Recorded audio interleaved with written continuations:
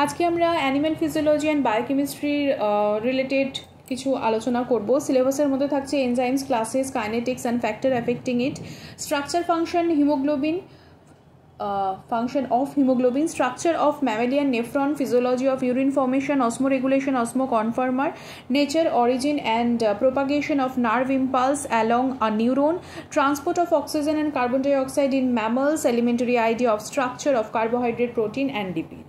তো প্রথমে আমরা এনজাইমের কথা চলে আসবো, বিকজ এর ক্লাসিফিকেশন, প্রপার্টিস এবং অ্যাকশন রয়েছে।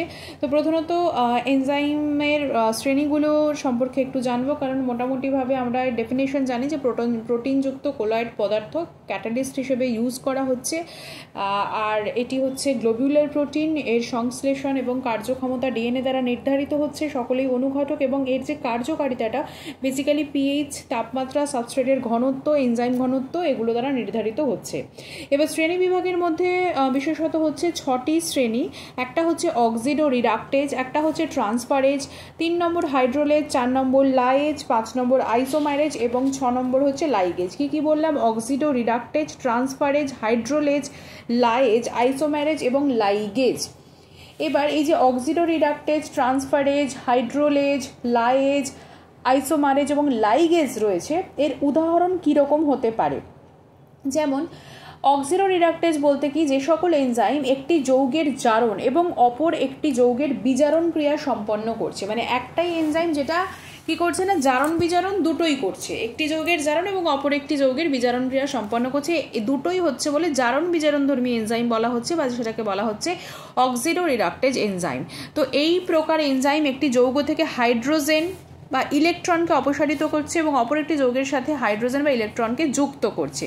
যেমন ল্যাকটিক অ্যাসিড। ল্যাকটিক অ্যাসিডে কি হচ্ছে, ল্যাকটিক ডিহাইড্রোজিনেজ উৎসেচকের প্রভাবে -2H বেসিক্যালি হয়ে গিয়ে পাইরুভিক অ্যাসিড, এবং একই সাথে ল্যাকটিক হাইড্রোজিনেজ যেটা +2H হচ্ছে বেসিক্যালি পাইরুভিক অ্যাসিড হচ্ছে।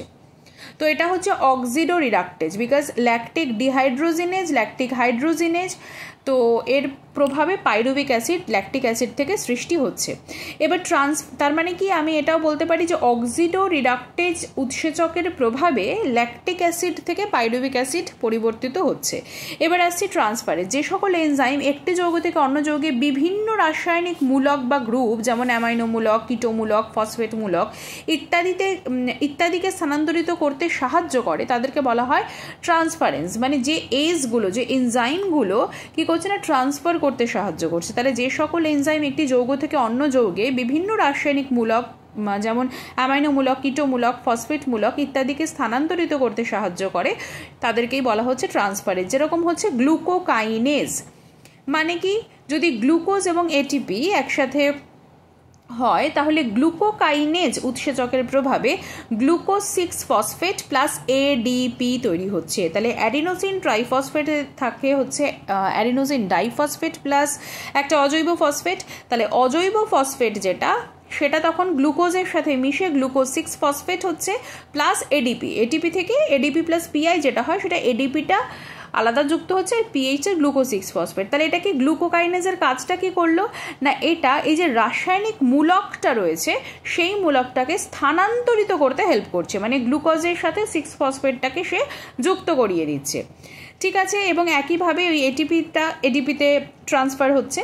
আচ্ছা, এরপর চলে আসছে হচ্ছে হাইড্রোলেজের ক্ষেত্রে। তো হাইড্রোলেজটা কি, যে সকল এনজাইম হাইড্রো আছে মানে এখানে জলের কথা কিন্তু উল্লেখ করতেই হবে, জলের উপস্থিতিতে একযোজি বন্ধনীকে বিশ্লিষ্ট করছে, তাদেরকে হাইড্রোলেজ বা আর্দ্র বিশ্লেষণকারী এনজাইম বলা হয়।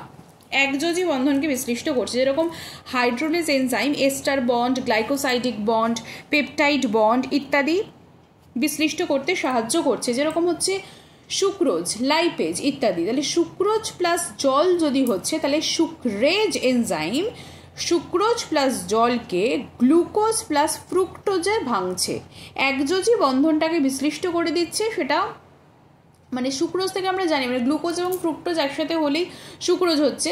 সুক্রোজ প্লাস জল থেকে সুক্রেজ এনজাইমের মাধ্যমে আমরা কি পাচ্ছি না, গ্লুকোজ এবং ফ্রুক্টোজকে পাচ্ছি। তো এই বন্ডটাকে মানে বন্ডটা বিশ্লিষ্ট হচ্ছে সেটাতে সাহায্য করছে। এরপর চলে আসছি লাইয়েজে। লাইয়েজ কি না, যে সকল এনজাইম আর্দ্র বিশ্লেষণ ছাড়া একটি যৌগের কোভ্যালেন্ট বা দ্বিবন্ধনীকে অটুট রেখে অন্য মূলকে স্থানান্তরিত হচ্ছে। আর্দ্র বিশ্লেষণ হচ্ছে না, কিন্তু একটা যৌগের কোভ্যালেন্ট বা দ্বিবন্ধনীকে অটুট রাখছে এবং অন্য মূলকে স্থানান্তরিত করছে, তাকে বলা হয় অনার্দ্র বিশ্লেষণকারী এনজাইম। হাইড্রোলেজ যেরকম আর্দ্র বিশ্লেষণকারী, লাইয়েজ হচ্ছে অনার্দ্র বিশ্লেষণকারী এনজাইম। তো যেমন হচ্ছে ফিউমারেজ, অ্যালডোলেজ। ম্যালিক অ্যাসিড থেকে ফিউমারিক অ্যাসিড এবং জল প্রস্তুত হচ্ছে ফিউমারেজ উৎসেচকের মাধ্যমে। ম্যালিক অ্যাসিড থেকে ফিউমারেজের মাধ্যমে ফিউমারিক অ্যাসিড এবং জল প্রস্তুত হচ্ছে, যেরকম আপেলে ম্যালিক অ্যাসিড থাকছে। এবার ফিউমারেজ উৎসেচকের প্রভাবে ফিউমারিক অ্যাসিড এবং জল হচ্ছে।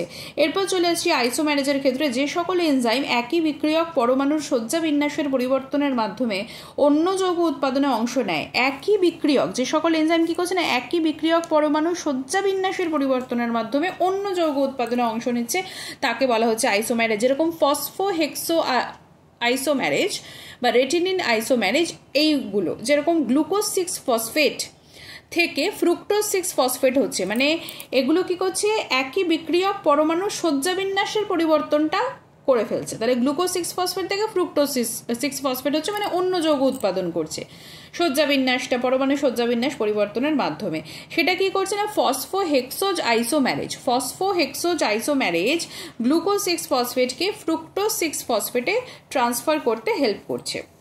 এরপর চলে আসছি আমরা লাইগেজের ক্ষেত্রে, যে সকল এনজাইম দুটি যৌগ বা বিক্রিয়কের মধ্যে বন্ধন সৃষ্টি করে। লাইগেজ মানেই হচ্ছে এখানটা বন্ড হচ্ছে, একটা বন্ধন সৃষ্টি হচ্ছে এবং তার প্রভাবে একটা নতুন যৌগ সৃষ্টিতে সাহায্য করছে, সেটাই হচ্ছে লাইগেজ বা সংশ্লেষণকারী এনজাইম। যে সকল এনজাইম দুটি যৌগ বা বিক্রিয়কের মধ্যে বন্ধন সৃষ্টি করে, একটি নতুন যৌগ সৃষ্টি করে, তারপর তাকে বলা হচ্ছে লাইগেজ বা সংশ্লেষণকারী এনজাইম। যেরকম সাকসেনিক থায়োকাইনেজ, গ্লুটামিন সিনথেটেজ ইত্যাদি। সাকসেনিক থায়োকাইনেজ, গ্লুটামিন সিনথেটেজ ইত্যাদি।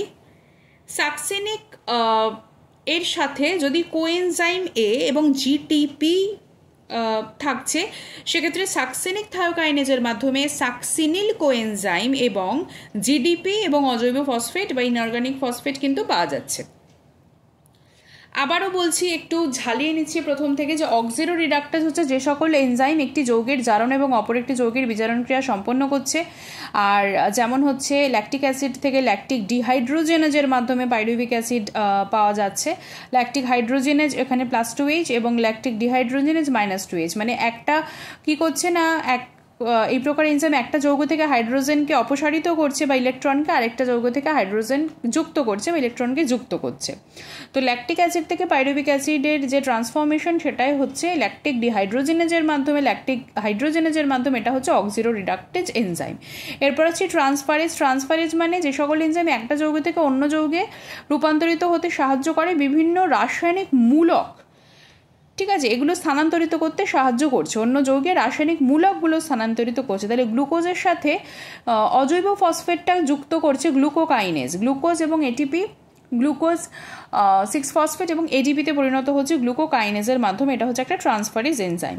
হাইড্রোলেজ মানে হচ্ছে আর্দ্র বিশ্লেষণকারী এনজাইম, মানে জলের উপস্থিতিতে একযোজি বন্ধনকে বিশ্লিষ্ট করছে, যেরকম hydrolase enzyme ester bond, glycosidic bond, peptide bond ইত্যাদি বিশ্লিষ্ট করছে। যেরকম সুক্রোজ এবং জলকে যদি সুক্রেজ এনজাইম দ্বারা ভাঙা হচ্ছে, তাহলে কি হচ্ছে, গ্লুকোজ এবং আমরা ফ্রুক্টোজ পাচ্ছি। এটা হচ্ছে হাইড্রোলেজ এনজাইমের উদাহরণ। লাইয়েজ হচ্ছে কি না, অনার্দ্র বিশ্লেষণকারী এনজাইম, যেটা হচ্ছে একটা যৌগের কোভ্যালেন্ট বা দ্বিযোজী যে বন্ধন সেটাকে অটুট রাখছে কিন্তু অন্য মূলকে স্থানান্তরিত করছে, মানে ম্যালিক অ্যাসিড থেকে ফিউমারেজের মাধ্যমে ফিউমেরিক অ্যাসিড এবং জল হচ্ছে। ফিউমারেজ, অ্যালডোলেজ এগুলো হচ্ছে লাইজ। আইসোম্যারেজ হচ্ছে যে সকল এনজাইম একটি বিক্রিয়ক পরমাণু সজ্জা বিন্যাসের পরিবর্তন ঘটিয়ে অন্য যৌগ উৎপাদন করছে, যেরকম ফসফোহেক্সোজ আইসোম্যারেজের প্রভাবে গ্লুকোজ 6 ফসফেট থেকে ফ্রুক্টোজ 6 ফসফেট হচ্ছে। এছাড়া রেটিনিন আইসোম্যারেজ রয়েছে, যেটা কিন্তু আইসোম্যারেজ গ্রুপের এনজাইমের উদাহরণ। লাস্ট হচ্ছে 6 নম্বর, সেটা হচ্ছে লাইগেজ। এটা হচ্ছে এই এনজাইম দুটি যৌগ বা বিক্রিয়কের মধ্যে বন্ধনের সৃষ্টি করছে এবং একটি নতুন যৌগ সৃষ্টি করছে, তাকে বলা হচ্ছে লাইগেজ বা সংশ্লেষণকারী এনজাইম, যেমন সাকসিনিক থায়োকাইনেজ, গ্লুটামিন সিনথেটেজ ইত্যাদি। সাকসিনিক কোএনজাইমে জিটিপির সাথে সাকসিনিক থায়োকাইনেজ একসাথে মিলিত হয়ে কাজ করে সাকসিনিল কোএনজাইম জিডিপি এবং অজৈব ফসফেট তৈরি করছে। নেক্সট হচ্ছে ভীষণ ইন্টারেস্টিং এবং ইম্পর্টেন্ট মডেল, সেটা হচ্ছে লক অ্যান্ড কি থিওরি। এটি প্রবর্তন করেন হচ্ছে এমিল ফিশার 1894 খ্রিস্টাব্দে, 1894-এ। এমিল ফিশার 1894-এ লক অ্যান্ড কি মতবাদটি প্রবর্তন করেন।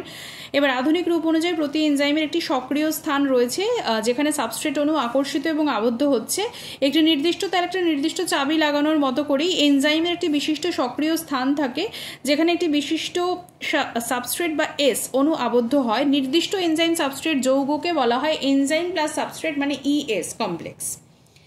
এনজাইম ইনহিবিটার কি? যে সকল পদার্থ এনজাইমের সাথে যুক্ত হয়ে এনজাইম সাবস্ট্রেট যৌগ গঠনে বাধা দিচ্ছে সেটাই হচ্ছে এনজাইম ইনহিবিটার। যেমন হচ্ছে সাকসিনেট ডিহাইড্রোজিনেজ। সাকসিনেট ডিহাইড্রোজিনেজ হচ্ছে এনজাইম ইনহিবিটার।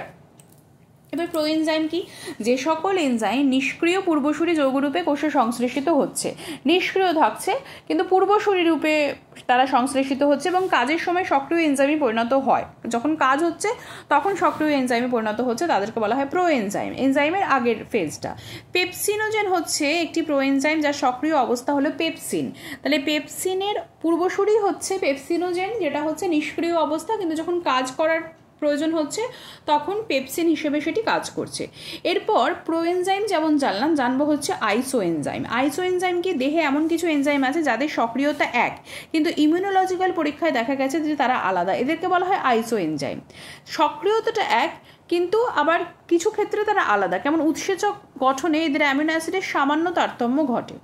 উৎসেচক যে গঠন হচ্ছে সেখানে এদের অ্যামিনো অ্যাসিডের তারতম্য ঘটে সামান্য, যেরকম ল্যাকটিক ডিহাইড্রোজিনেজ মানে হচ্ছে এলডি, যা এনএডি কোএনজাইমের সাথে ল্যাকটিক অ্যাসিডকে পাইরুভিক অ্যাসিডে রূপান্তরিত করে। এনএডি কোএনজাইমের সাথে ল্যাকটিক অ্যাসিডকে পাইরুভিক অ্যাসিডে রূপান্তরিত করছে। এর 5টি আইসোএনজাইম পাওয়া গেছে। সক্রিয়তাটা এক, কাজটা এক, কিন্তু তাদের অ্যামিনো অ্যাসিডের কিছুটা মানে গঠনে তারতম্য লক্ষ্য করা যায়। তো সেই হিসেবে 5টা যে ভাগ পাওয়া গেছে, যেমন LD1 মানে lactic dehydrogenase 1, lactic dehydrogenase 2, lactic dehydrogenase 3, 4, 5 এভাবে কিন্তু যাচ্ছে। এরপরে আছে অ্যান্টি এনজাইম। কিছু উপাদান থেকে একটি এনজাইম ক্রিয়া হ্রাস করা বা রোধ করা বা এনজাইমকে বিনষ্ট করা, এটাই হচ্ছে অ্যান্টি এনজাইমের কাজ। এনজাইমের মানে অ্যান্টি বিরোধে কাজ করছে, যেমন অ্যাসকারিসের দেহ নিঃসৃত নির্যাস পেপসিন ও ট্রিপসিনের প্রতিরোধক রূপে কাজ করে। পেপসিন এবং ট্রিপসিন যে কাজটা করবে তার প্রতিরোধক রূপে কাজ করছে অ্যাসকারিসের দেহ নির্যাসিত যে নির্যাস মানে রসটি। ফলে মানুষের অন্ত্রে পরজীবীটি পাচিত হয় না। কারণ কি করছে না, পেপসিন ট্রিপসিনের কাজ যে পাচিত করা, কিন্তু সেই কাজগুলো হচ্ছে না। এবার মানে সেই কাজগুলো হচ্ছে না বলতে অ্যাসকারিসের দেহনিঃসৃত যে নির্যাসটা সেটা যেহেতু ওর উল্টো এফেক্ট দিচ্ছে, তো মানুষের অন্ত্রে সেই পরজীবীটি কিন্তু পাচিত হচ্ছে না, কারণ পেপসিন ট্রিপসিনের কাজ ওখানে রয়েছে, ওখানে করছে বলে। আচ্ছা, এনজাইম বিক্রিয়ার যে হারগুলো রয়েছে, ওর যে অ্যাক্টিভিটিগুলো রয়েছে সেগুলো ডেফিনেটলি শর্ত নির্ভর, কিছু শর্তের ওপর ডিপেন্ড করে। সেগুলো কি কি? যেরকম সেগুলো হচ্ছে এনজাইমের ঘনত্বের ওপর নির্ভর করে, সাবস্ট্রেট কতটা রয়েছে তার ঘনত্বের ওপর, তাপমাত্রা কি রয়েছে, পিএইচ কি রয়েছে, বাধা দানকারী পদার্থ যেরকম এনজাইম ইনহিবিটার কিছু রয়েছে কিনা সেগুলোর ওপরও কিন্তু ডিপেন্ডেন্ট। তো এই প্রভাবক শর্তগুলো ভীষণভাবে ইম্পর্টেন্ট। তাপমাত্রা কিভাবে এনজাইমের ক্রিয়াকে মানে প্রভাবিত করতে পারে, পিএইচ কিভাবে এনজাইমের ক্রিয়াকে প্রভাবিত করতে পারে, এখন সেটার ব্যাপারে জানবো। যেরকম সাধারণত তাপমাত্রা বৃদ্ধি ঘটলে এনজাইম বিক্রিয়ার হার বৃদ্ধি পেতে থাকে, তবে তাপমাত্রার এনজাইমের সর্বোচ্চ একটা অপটিমাম লেভেল দেখা যায়, সেটাকে অপটিমাম তাপমাত্রা বলছে। এবার স্তন্যপায়ীদের ক্ষেত্রে সেটা 37 to 40 ডিগ্রি সেন্টিগ্রেড হচ্ছে, কিন্তু এর বেশি তাপমাত্রা যখন হয়ে যাচ্ছে মানে অ্যাবভ 40-তে কিন্তু সেই সমস্ত এনজাইমের যে ক্রিয়া সেটা হ্রাস হয়, কারণ উচ্চ তাপমাত্রায় এনজাইম প্রোটিনের ডিন্যাচুরেশন ঘটছে, সেটা ভেঙে যাচ্ছে, সেটা ভালোভাবে কাজ করতে পারছে না।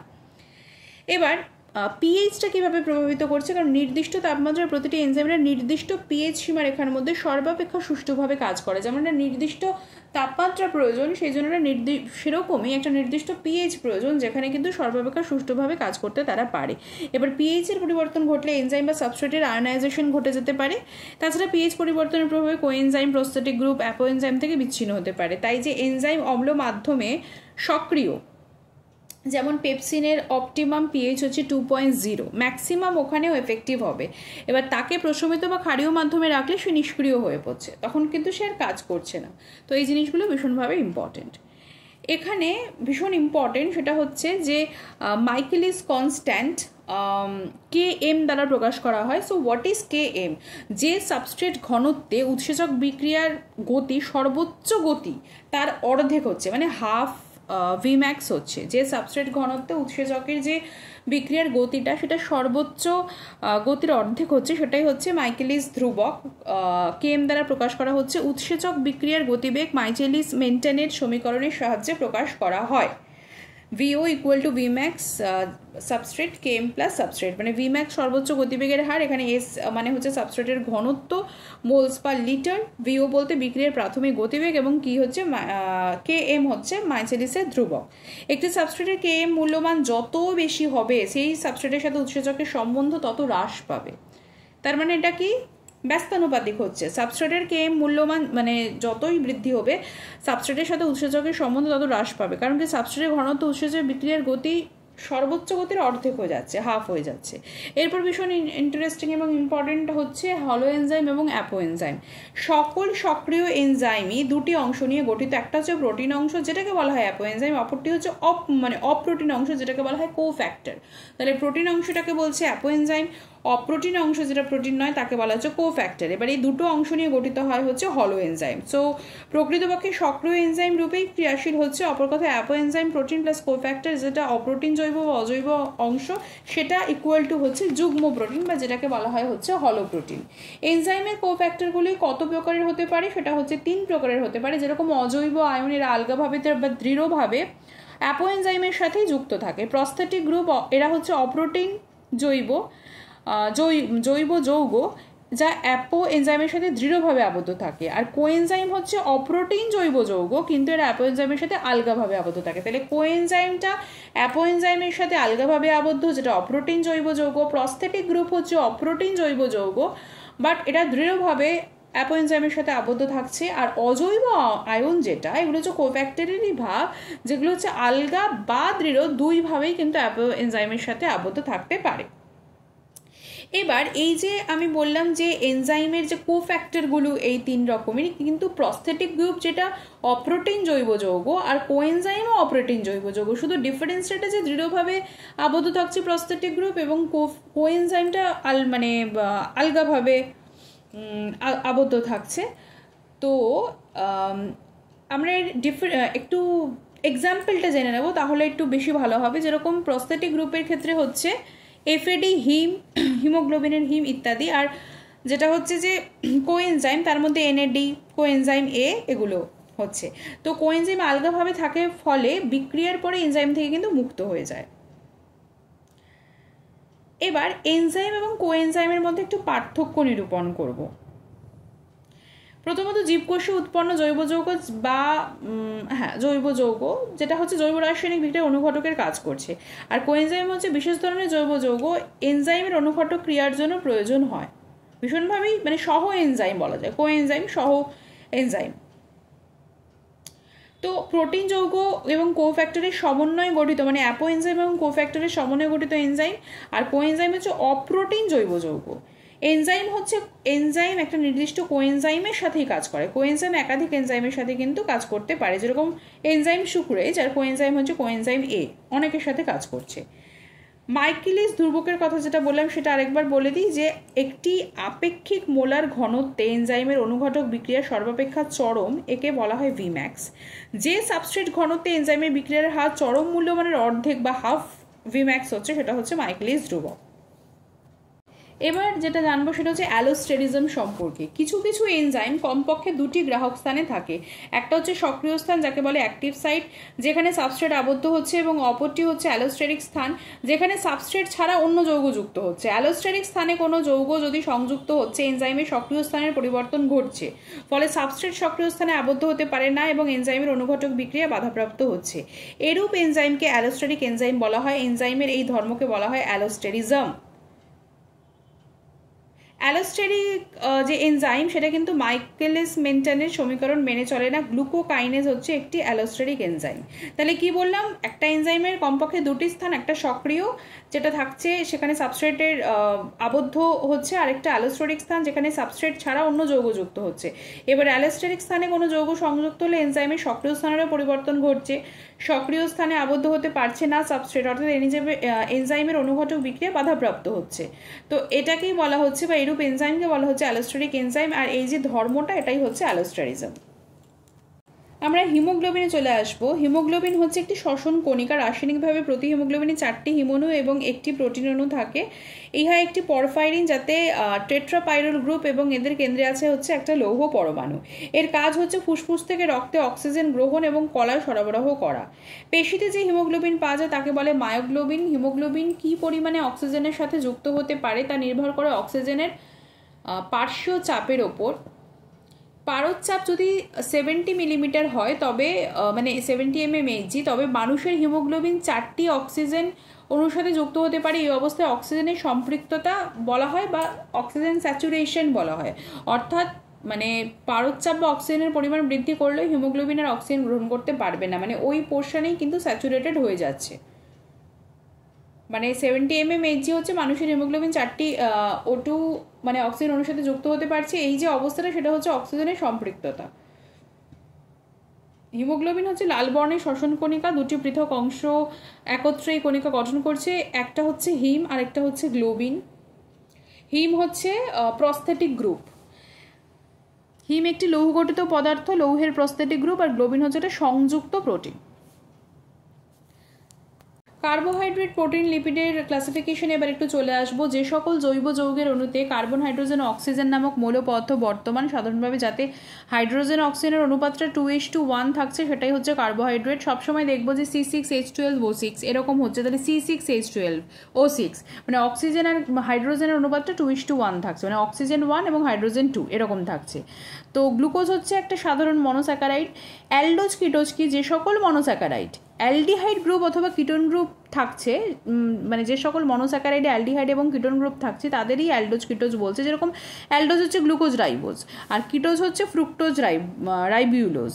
কারণ কি, অ্যালডিহাইড গ্রুপ হচ্ছে মানে -CHO মানে CHO বেসিক্যালি থাকছে, আর কিটোন গ্রুপ হচ্ছে CU। ঠিক আছে।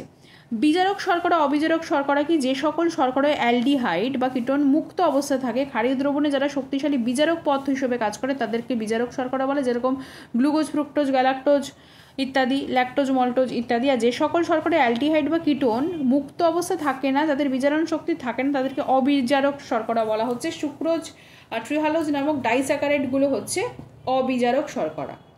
তাহলে বিজারক শর্করাতে অ্যালডিহাইড, কিটোন মুক্ত অবস্থা থাকছে, ক্ষারীয় দ্রবণে যারা শক্তিশালী বিজারক পদার্থ রূপে কাজ করছে।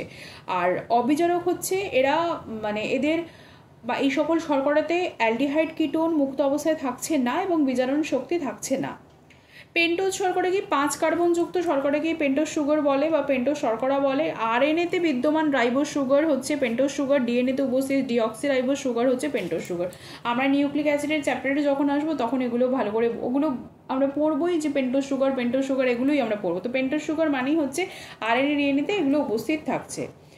প্রোটিনের গঠনগত একক হচ্ছে অ্যামাইনো অ্যাসিড। প্রতিটা অ্যামাইনো অ্যাসিডে একটা অ্যামাইনো গ্রুপ থাকছে, একটা কার্বক্সিল গ্রুপ থাকছে, অর্থাৎ একটা ক্ষারীয় গ্রুপ যেটা অ্যামাইনো গ্রুপ, একটা অম্লীয় গ্রুপ যেটা হচ্ছে COOH, একটা কার্বক্সিল গ্রুপ। এই জন্য নাম হয়েছে অ্যামাইনো অ্যাসিড। অ্যামাইনো গ্রুপ, ক্ষারীয় এবং অ্যাসিড, যেহেতু কার্বক্সিল থাকছে, অ্যামাইনো অ্যাসিড। এটা হচ্ছে মেইন বৈশিষ্ট্য।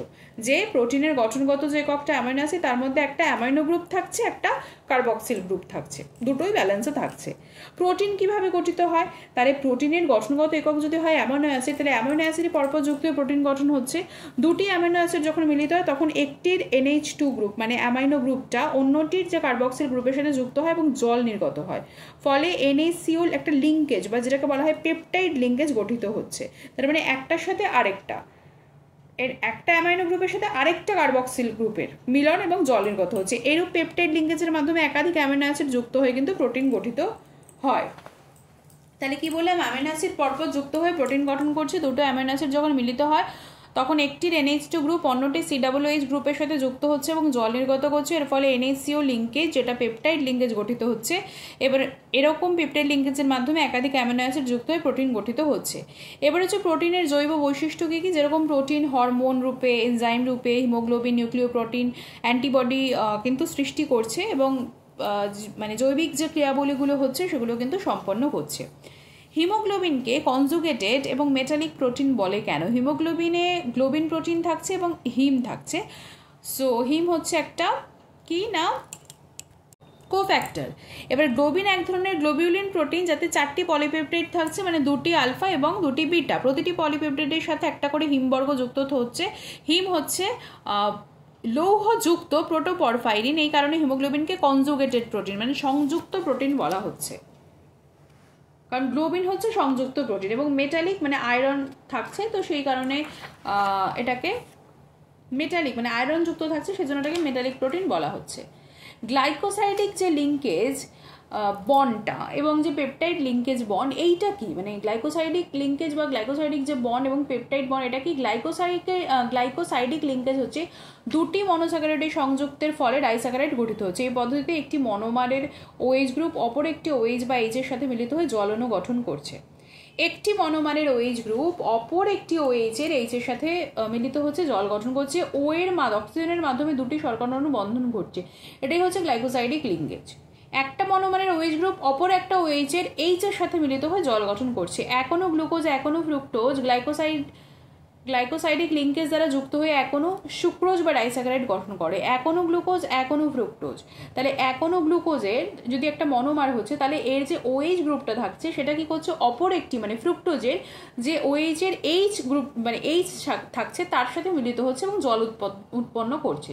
তো glucose plus fructose which are monomer যুক্ত হয়ে ডাইমার হচ্ছে, সুক্রোজ হচ্ছে, সেটা কি ডাইস্যাকারাইড গঠন করছে। এটা হচ্ছে গ্লাইকোসাইডিক বন্ড। আর পেপটাইড হচ্ছে অ্যামাইনো অ্যাসিড পরপর যুক্ত হয়ে প্রোটিন গঠন করছে। দুটি অ্যামাইনো অ্যাসিড যখন মিলিত হচ্ছে তখন একটির যে অ্যামাইনো গ্রুপ অন্যটির কার্বক্সিল গ্রুপের সাথে যুক্ত হচ্ছে এবং এখনো জল অপসারিত হয়। এর ফলে NaCO লিঙ্কেজের মাধ্যমে একটি ডাইপেপটাইড গঠিত হচ্ছে। সেই লিঙ্কেজ বা বন্ডকে বলে হচ্ছে পেপটাইড লিঙ্কেজ। যে সকল কার্বনযুক্ত জৈব যৌগে হচ্ছে জলে অদ্রাব্য কিন্তু ইথার, ক্লোরোফর্ম, বেনজিন, পেট্রোলিয়াম ইত্যাদিতে দ্রাব্য তাদেরকে লিপিড বলছে। প্রকৃত ফ্যাট বা প্রশম ফ্যাটকে বলা হয় হচ্ছে সরল লিপিড। এর অপর নাম ট্রাইগ্লিসারাইড, কারণ এই ফ্যাটের অণু 1 অণু গ্লিসারল এবং 3 অণু ফ্যাটি অ্যাসিডের সহযোগে গঠিত। সরল লিপিড হচ্ছে সিম্পল লিপিডই হচ্ছে ট্রাইগ্লিসারাইড, কারণ এই ফ্যাটের অণু 1 অণু গ্লিসারল এবং 3 অণু ফ্যাটি অ্যাসিডের সহযোগে গঠিত। এবার ফ্যাট, তেল এবং মোমের মধ্যে বেসিক ডিফারেন্সটা কোথায়? ফ্যাটি অ্যাসিড এবং অ্যালকোহলের এস্টারকে বলা হয় হচ্ছে ফ্যাট। ফ্যাটি অ্যাসিড এবং অ্যালকোহলের যে এস্টার তাকে বলছে ফ্যাট, যেমন মনোগ্লিসারাইড। 1 অণু ফ্যাটি অ্যাসিড এবং 1 অণু গ্লিসারলের এস্টার। ডাইগ্লিসারাইড 2 অণু ফ্যাটি অ্যাসিড এবং 1 অণু গ্লিসারলের এস্টার। ট্রাইগ্লিসারাইড 3 অণু ফ্যাটি অ্যাসিড এবং 1 অণু গ্লিসারলের এস্টার। মানে গ্লিসারলের যে এস্টারটা সেটা 1 অণুই থাকছে।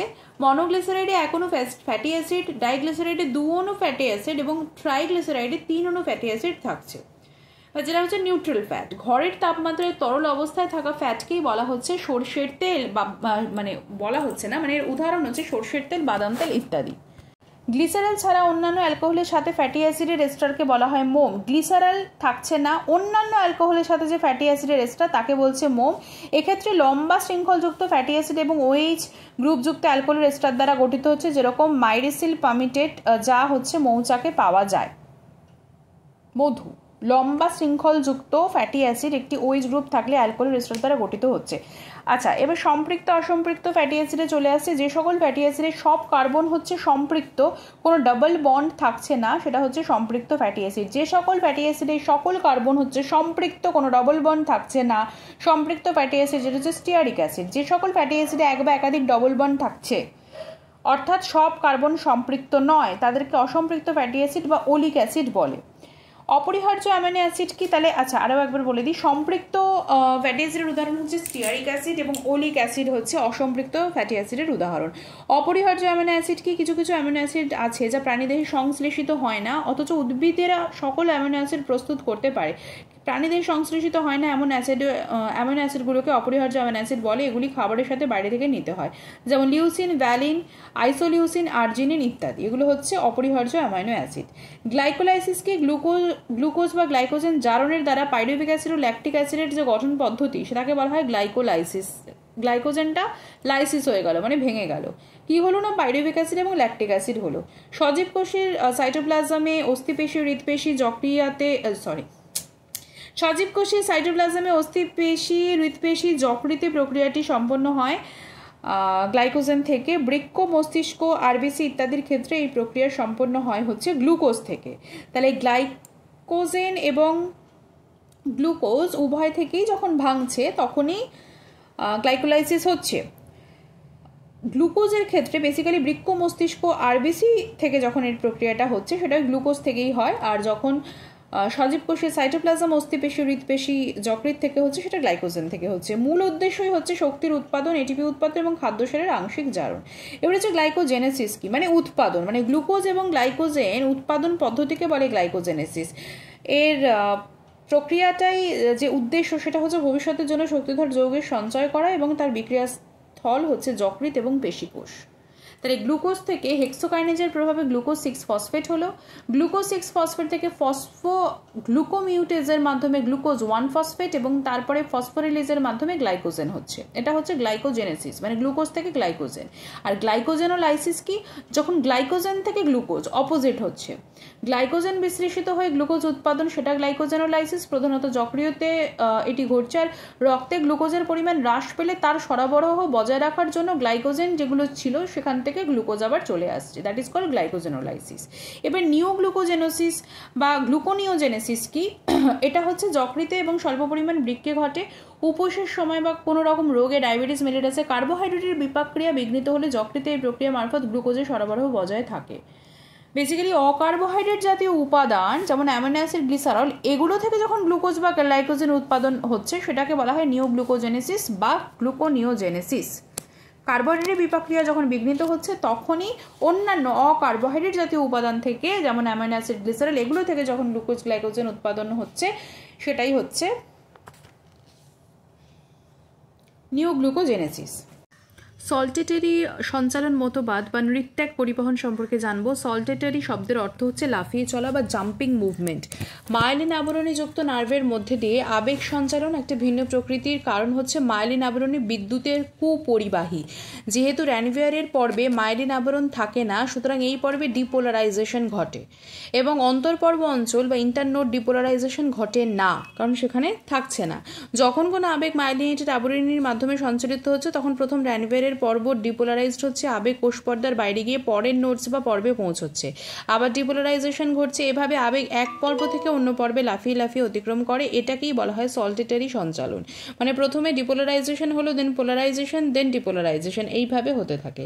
এটা হচ্ছে সল্টেটারি সঞ্চালন মতবাদ বা নৃত্যক পরিবহন।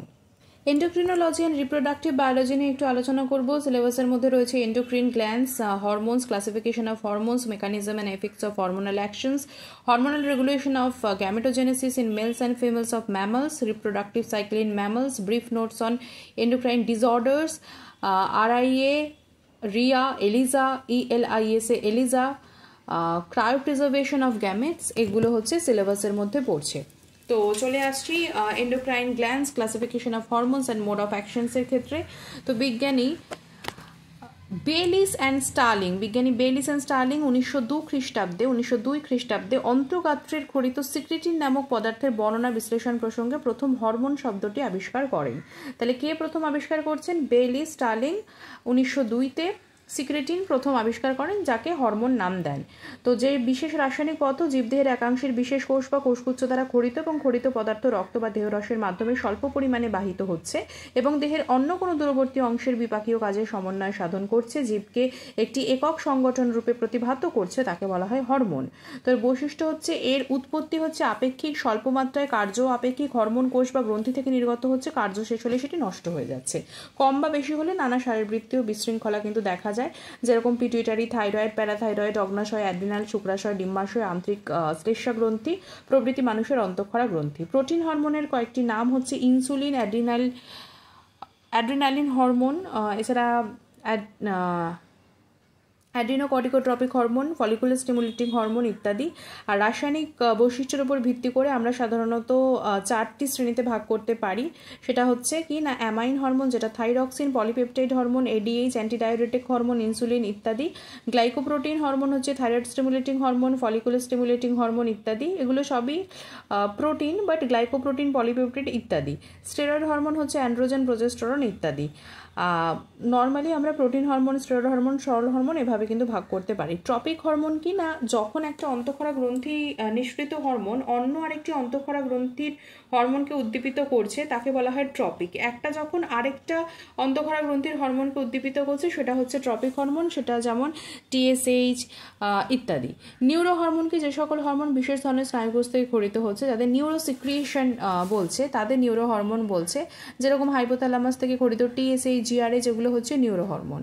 ফেরোমোন কি, প্রাণীদেহে নির্গত এক প্রকার উদ্বায়ী রাসায়নিক পদার্থ যা দেহের বাইরে নিক্ষিপ্ত হচ্ছে, সেটা হচ্ছে ফেরোমোন। একটা উদ্বায়ী রাসায়নিক পদার্থ বাইরে নিক্ষিপ্ত হয় বলে একে বহি হরমোন বলা হয়। নর্মালি হরমোনের কাজ হচ্ছে এন্ডোক্রাইন গ্ল্যান্ডে, মানে ভেতরের দিকে কাজ করছে। যেরকম বমিকল স্ত্রীমধ্যে দেহ নিঃসৃত হরমোন পুরুষকে আকর্ষিত করছে, এটা হচ্ছে একটা সুন্দর এক্সাম্পল। প্রোটিন হরমোন কিভাবে টার্গেট যে কোষ থাকে যেখানে কাজ করবে সেখানে কিভাবে ক্রিয়া করে, এবং স্টেরয়েড হরমোনগুলো কিভাবে ক্রিয়া করে সেগুলোর ব্যাপারে জানবো। প্রথমত জেনে নিই যে মানবদেহের সবচেয়ে বড় অন্তঃক্ষরা গ্রন্থির নাম হচ্ছে থাইরয়েড গ্রন্থি এবং সবচেয়ে ছোট অন্তঃক্ষরা গ্রন্থির নাম হচ্ছে পিটুইটারি গ্রন্থি পরিণত অবস্থায়। সবচেয়ে বড় অন্তঃক্ষরা গ্রন্থির নাম থাইরয়েড গ্রন্থি, সবচেয়ে ছোট হচ্ছে পিটুইটারি গ্রন্থি। মানবদেহের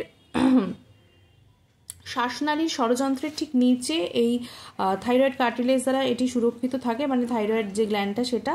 আর সর্বাপেক্ষা ছোট যেটা পিটুইটারি, সেটা ক্রোনিয়ামে স্ফেনয়েড অস্থির সেলাটার্সিকা নামক কোঠরে অবস্থান করে। পিটুইটারিটা থাকে ক্রোনিয়াম স্ফেনয়েড অস্থির সেলাটার্সিকা নামক কোঠরে।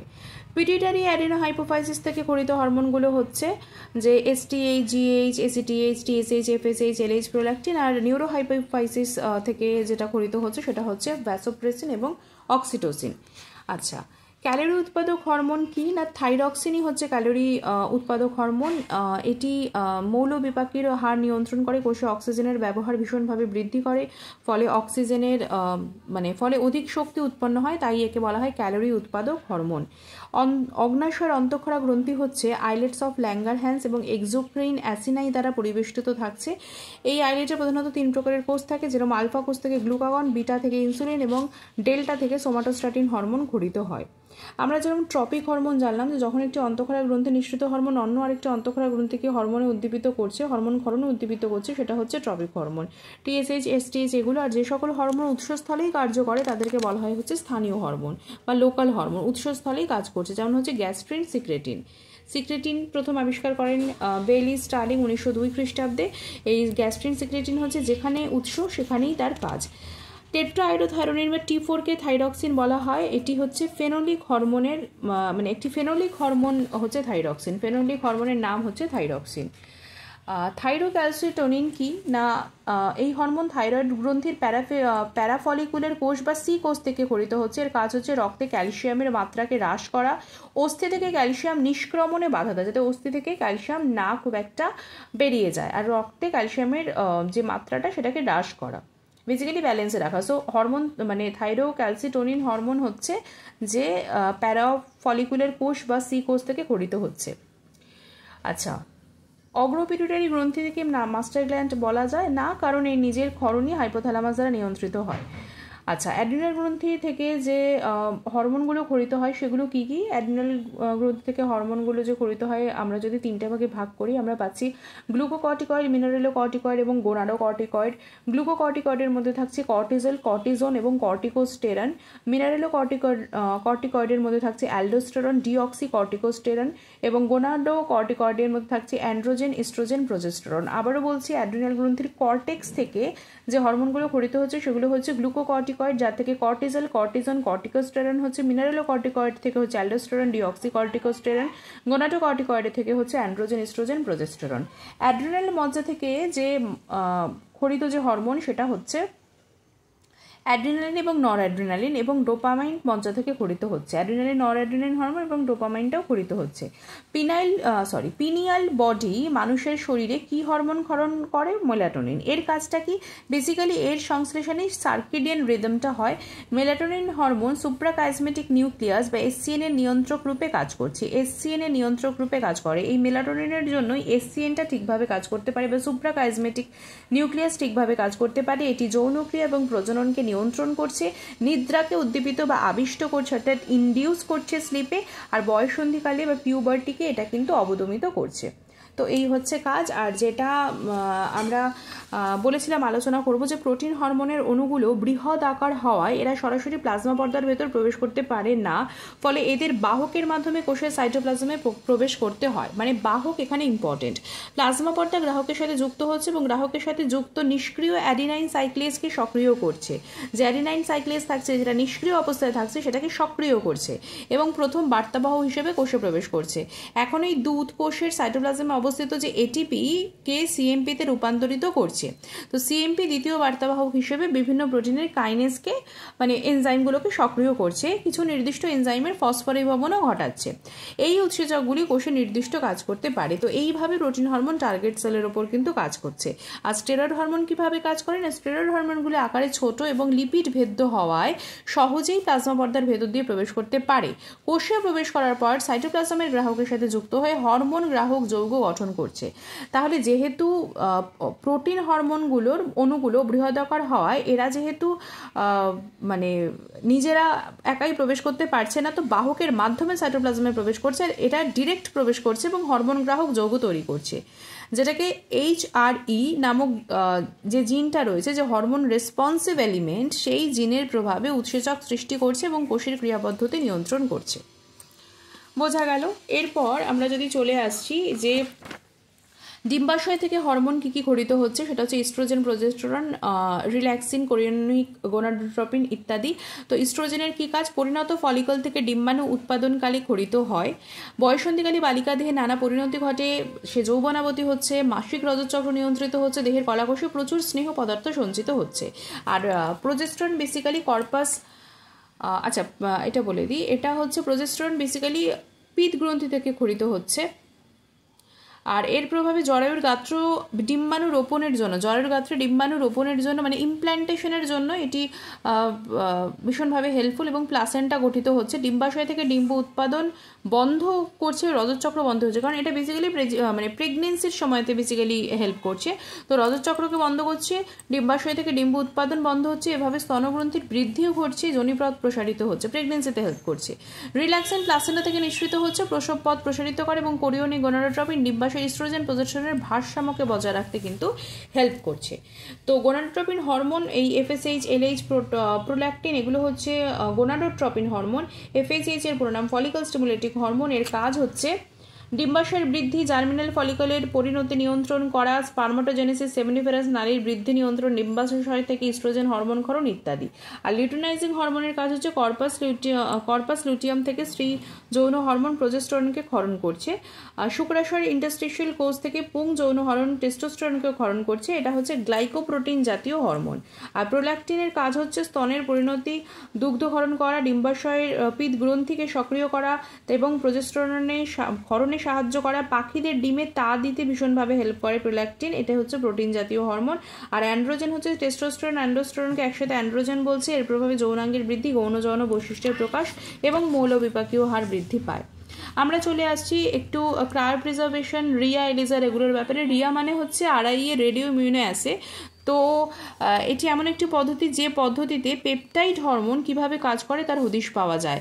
এই পদ্ধতিতে রেডিও আইসোটোপ যুক্ত হরমোন ও সাধারণ হরমোন যেভাবে অ্যান্টিবডির সাথে যুক্ত হয় তার মধ্যে প্রভেদ লক্ষ্য করা যায়। রেডিও আইসোটোপ যুক্ত হরমোন আর সাধারণ হরমোন কিভাবে অ্যান্টিবডির সাথে যুক্ত হচ্ছে তার প্রভেদ লক্ষ্য করা যায়।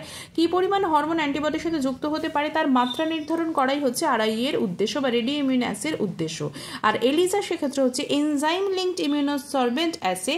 সেটা মানে কি না, এটা একটা ইমিউনোলজিক্যাল টেস্ট, যেটা অর্থগতভাবে বলতে গেলে একটি সেরোলজিক্যাল টেস্ট বা নমুনা সিরামের মধ্যে অ্যান্টিজেন বা অ্যান্টিবডি আছে কি নেই, এটা কিন্তু শুধুমাত্র অ্যান্টিবডি নয়, সিরামের মধ্যে অ্যান্টিজেন অ্যান্টিবডি আছে কি নেই, কী পরিমাণে আছে তাহা পরীক্ষার জন্য কিন্তু এটি করা হয়। যেমন HIV, hepatitis B, pregnancy test, hepatitis C, এগুলো এলিজা দ্বারা করা হয়। তো এর পদ্ধতিটা কীরকম না, প্রথমে একটি লেভেলহীন অ্যান্টিবডিকে নমুনা অ্যান্টিজেনের সংস্পর্শে আনা হচ্ছে, সংস্পর্শে আনার পর অ্যান্টিজেন অ্যান্টিবডি কমপ্লেক্স গঠন হলো।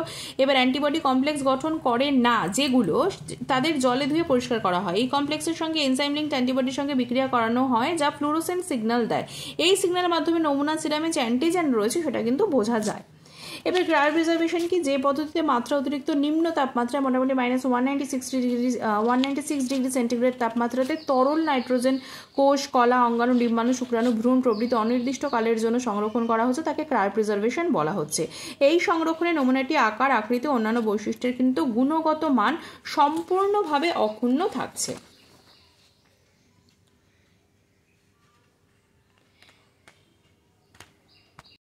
পরিবেশ জীববিদ্যার বিষয়ে একটু আলোচনা করব, একই সাথে এনভায়রনমেন্টাল বায়োলজি। প্রথম কথা, দূষণ কাকে বলে? সিলেবাসের মধ্যে বেসিক্যালি রয়েছে nature, sources and effects of major pollutants of air, water and noise pollution. So দূষণ কাকে বলে না, বাস্তুবিজ্ঞান ওটাম 1971 খ্রিস্টাব্দে তিনি যেটা বলেছিলেন যে আমাদের পরিবেশের জল, স্থল, বায়ুর ভৌত, রাসায়নিক, জৈবিক বৈশিষ্ট্যের অবাঞ্ছিত পরিবর্তন যা মানব জীবনের পক্ষে এবং মানুষের কৃষ্টির পক্ষে ক্ষতিকারক, তাকেই বলা হচ্ছে দূষণ। এবার জনসংখ্যার অতিবৃদ্ধি, অবৈজ্ঞানিক পদ্ধতিতে নগরী গঠন, বনজ সম্পদের নির্মূলীকরণ, অতিলোভী পুঁজিবাদী চিন্তাধারা পুষ্ট প্রযুক্তিবিদ্যার অগ্রগতি পৃথিবীর পরিবেশ দূষণের অন্যতম কারণ। যে সকল পদার্থ পরিবেশকে দূষিত করে তা হচ্ছে দূষণকারক। প্রধানত মানুষ পরিত্যক্ত বর্জ্য পদার্থ যা বাস্তুতন্ত্রের স্বাভাবিক কার্য বিঘ্নিত করছে এবং মানুষ সহ সকল জীবের ওপর বিষময় প্রভাব বিস্তার করছে, সামগ্রিকভাবে ওই সকল পদার্থকেই বলা হচ্ছে দূষণকারক।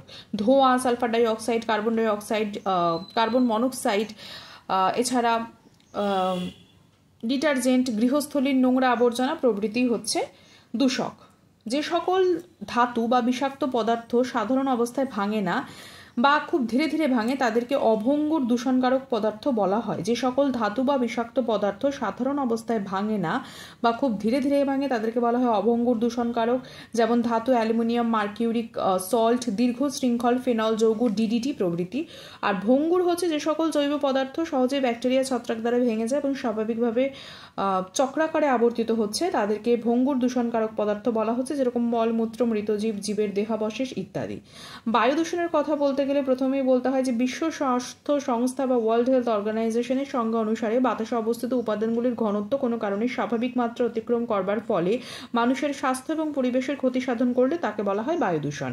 কোনো নির্দিষ্ট সময় বায়ুতে যে সকল দূষক পদার্থের পরিমাণ বাস্তুতন্ত্র মানুষের ক্ষতি করে না সেই মানকে বায়ুর উৎকর্ষ মান বলা হয়। কোনো নির্দিষ্ট সময়ে বায়ুতে যে সকল দূষকের বা দূষক পদার্থের পরিমাণ বাস্তুতন্ত্র মানুষের ক্ষতি করছে না সেই মানকে বায়ুর উৎকর্ষ মান বলা হচ্ছে। সাধারণত 4টি দূষকের উপর নির্ভর করে বায়ুর উৎকর্ষ মান, এরা হচ্ছে সালফার ডাই অক্সাইড কতটা পরিমাণ রয়েছে, কার্বন মনোক্সাইড কতটা পরিমাণ রয়েছে, নাইট্রোজেন অক্সাইড কতটা পরিমাণ রয়েছে এবং ভাসমান লবণ কতটা পরিমাণ রয়েছে তার উপর। বায়ু দূষণের উৎস কীরকম হতে পারে? প্রধানত দুটি, একটি হচ্ছে প্রাকৃতিক উৎস, একটি হচ্ছে মনুষ্য সৃষ্ট উৎস। প্রাকৃতিক উৎস হচ্ছে মহাজাগতিক বস্তু, আগ্নেয়গিরির অগ্নুৎপাত, দাবানল, মৃতজীব ইত্যাদি। আর মনুষ্য সৃষ্ট উৎস হচ্ছে কলকারখানার বর্জ্য পদার্থ, তাপবিদ্যুৎ কেন্দ্র, মোটর গাড়ি, গৃহ প্রভৃতির জ্বালানি থেকে নির্গত ধোঁয়া এবং অবাঞ্ছিত বস্তু। বায়ু দূষকের উদাহরণের মধ্যে আমরা জানলাম যে sulphur dioxide, carbon dioxide, carbon monoxide, nitrogen dioxide, hydrogen sulphide, methane, hydrocarbon, chlorine, ধূলিকণা, চিমনির ধোঁয়া ইত্যাদি। প্রাথমিক বায়ু দূষক হচ্ছে যে সকল বায়ু দূষকগুলি উৎস থেকে সরাসরি বায়ুমণ্ডলে নিক্ষিপ্ত হচ্ছে। যেগুলো উৎস থেকে সরাসরি বায়ুমণ্ডলে নিক্ষিপ্ত হচ্ছে সেগুলো প্রাথমিক বায়ু দূষক, যেরকম হচ্ছে ধোঁয়া, ছাই, ধূলিকণা, carbon dioxide, carbon monoxide প্রভৃতি।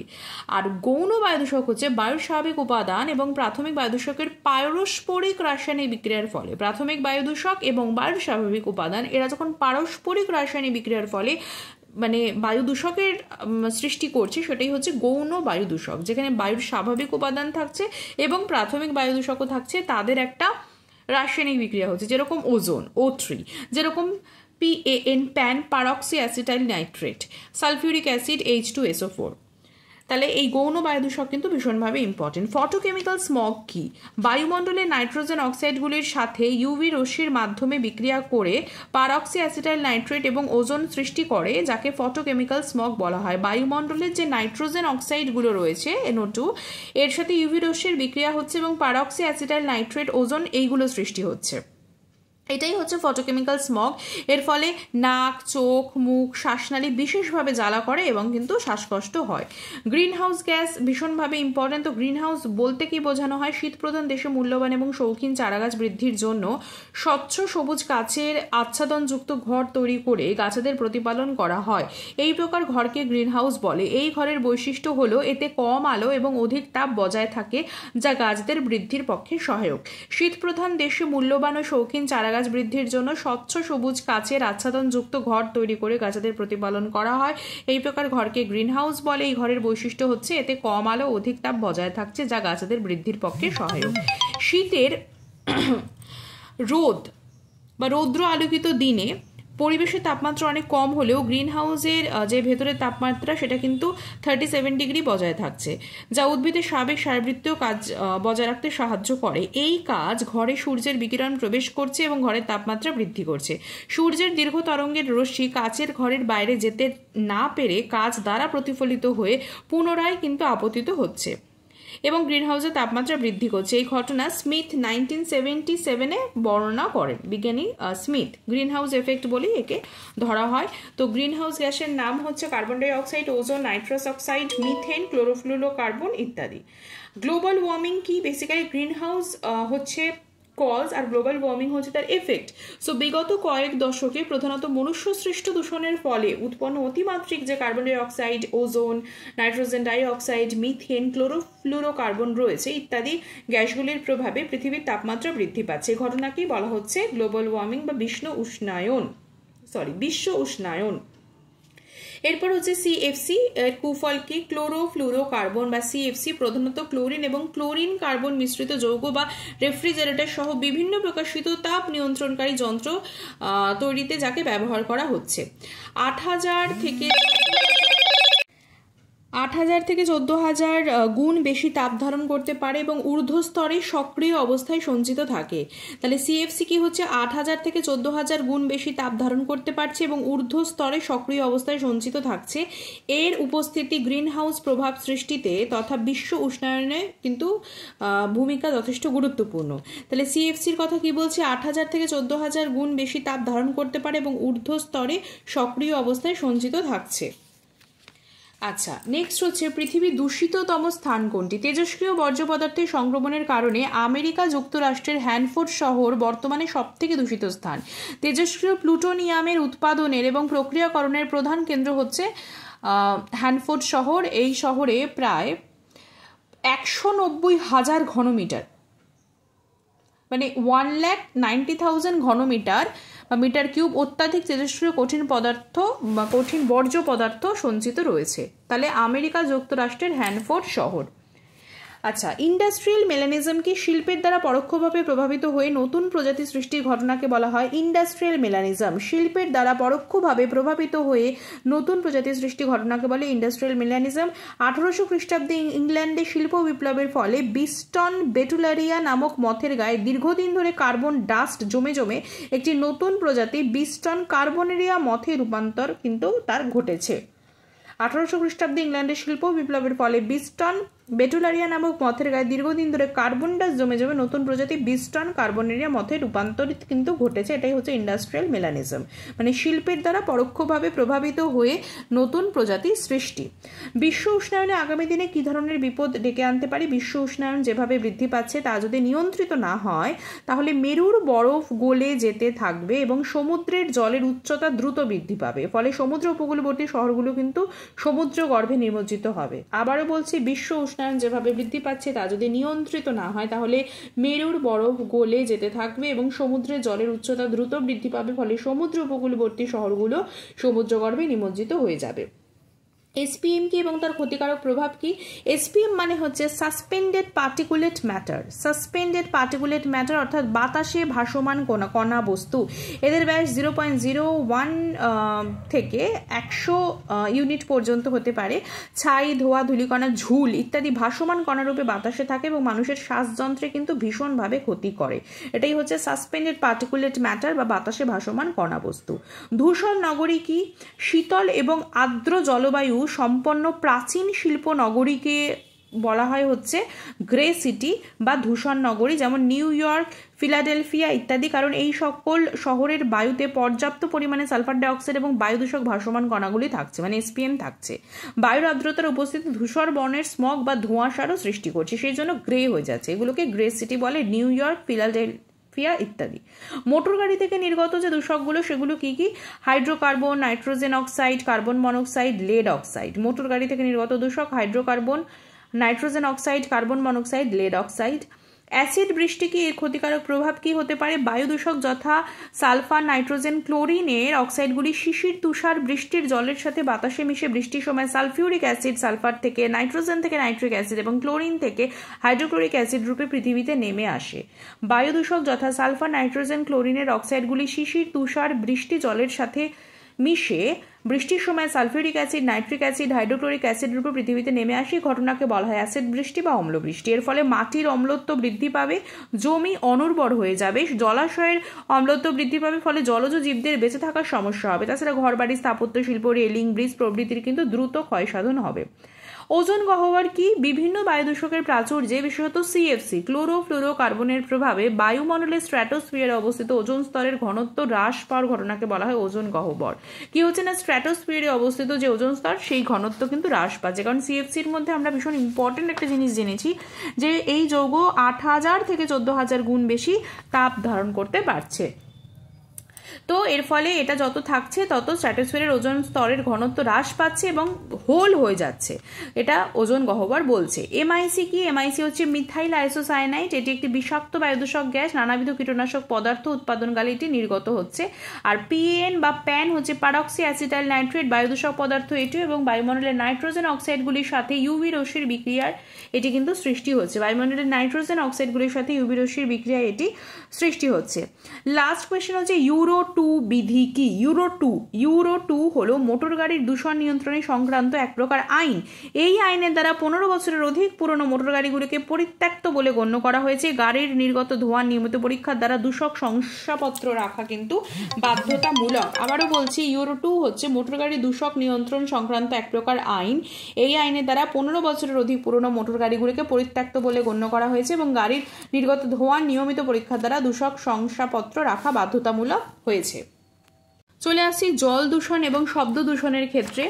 তো জল দূষণ কি না, যখন প্রাকৃতিক জল সম্পদে বহিরাগত বস্তুর সংযোজন, ভৌত এবং রাসায়নিক ধর্মের পরিবর্তন ঘটছে যা মানুষের জীবনের ব্যবহারের অযোগ্য, মানে সেইটাকেই বলা হচ্ছে জলের দূষণ। তো যেভাবে জল দূষিত হচ্ছে সেটাই জল দূষণ।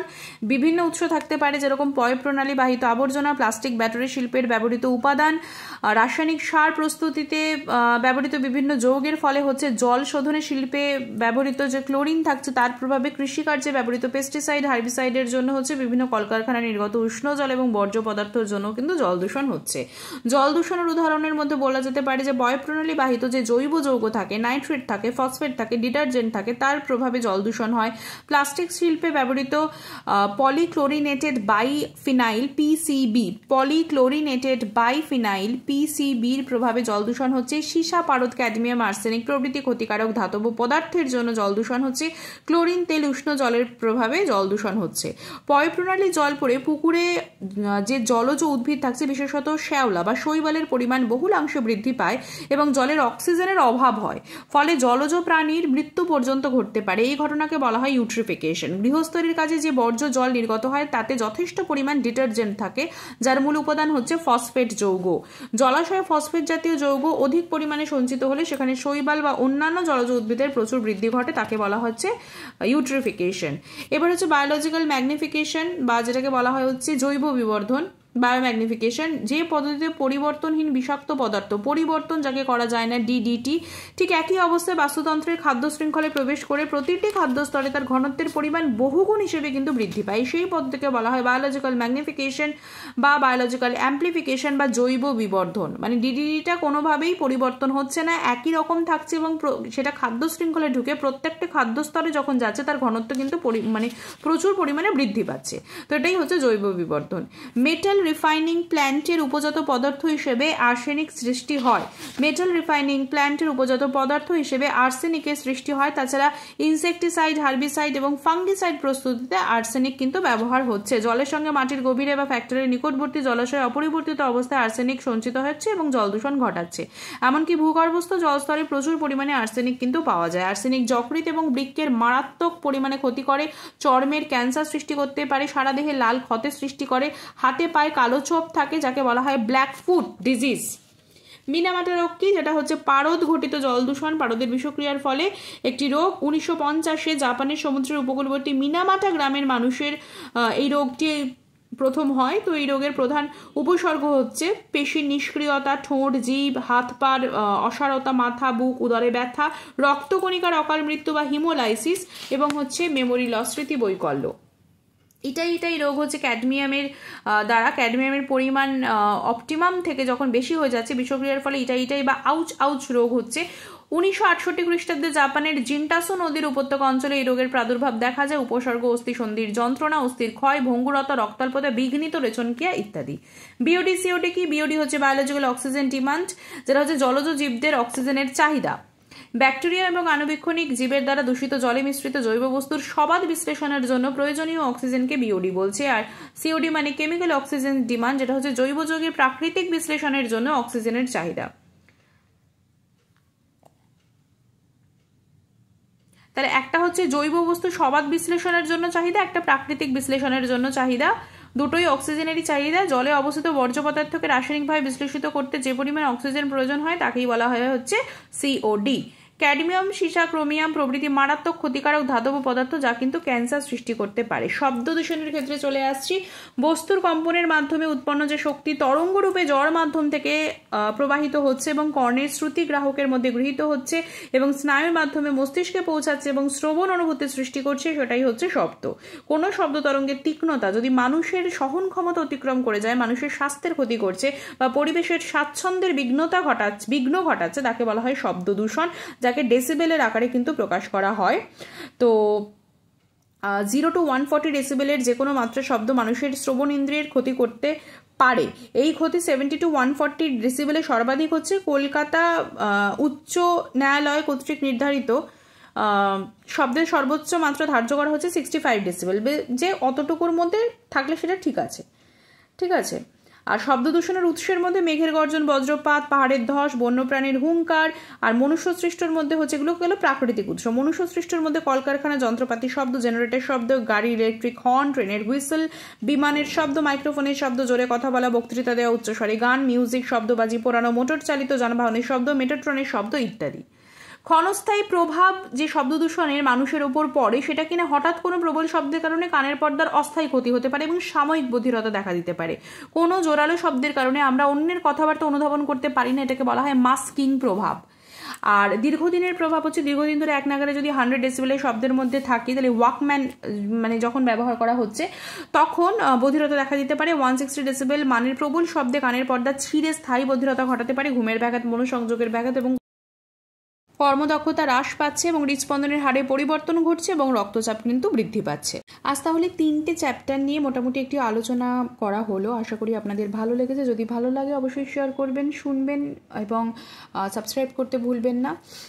আগামী ভিডিও অডিওর জন্য তৈরি থাকুন, প্রস্তুত থাকুন। আশা করি খুব তাড়াতাড়ি আপলোড হবে। নেক্সট চ্যাপ্টার আমরা আলোচনা করব হচ্ছে অ্যাপ্লাইড জুলজি বা প্রাণীবিদ্যার ব্যবহারিক প্রয়োগ সংক্রান্ত। ধন্যবাদ।